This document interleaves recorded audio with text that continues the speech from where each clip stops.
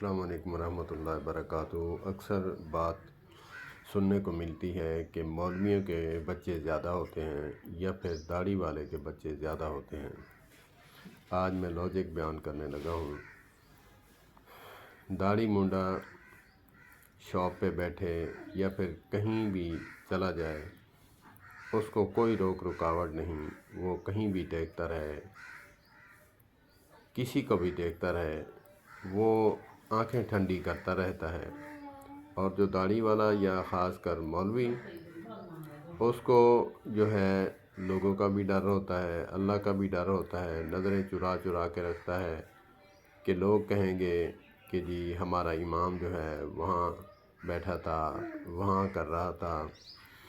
تو وہ سارا دن جو ہے جو بندہ رکا رہے یا پھر سارا دن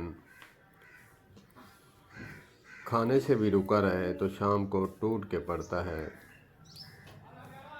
تو داڑھی مونڈا جو ہے سارا دن جو ہے وہ چسکے لیتا رہتا ہے، پھر رات کو جو ہے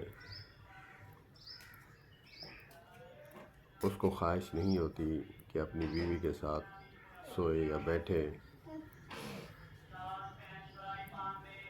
تو جو مولوی ہوتا ہے وہ سارا دن رکا رہتا ہے، عوام کے بھی ڈر اور اللہ کا بھی ڈر، تو اپنی نظروں کو چھپاتے چھپاتے پھر اپنی بیوی کے ساتھ یہ کسر نکالتا ہے،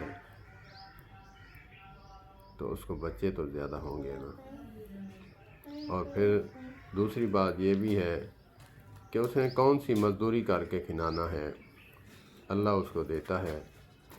ڈر تو اس کو ہوتا ہے کہ جو مزدوری کر کے کھلائے، بچے کتنے اچھے، بچے دو ہی اچھے، وہ وہی عمل کرتے ہیں جو کھلانے سے ڈرتے ہیں، یا پھر ان کو ہر وقت ڈر لگا رہتا ہے کہ یہ ہماری جائیداد کے وارث نہ بن جائیں۔ داماد آئے گا وارث بنے گا، بیٹا آئے گا تو وہ اپنا بیٹا ہے۔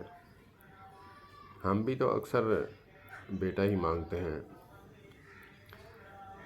اللہ پاک ہمیں بات سمجھنے کی توفیق عطا فرمائے۔ والسلام علیکم۔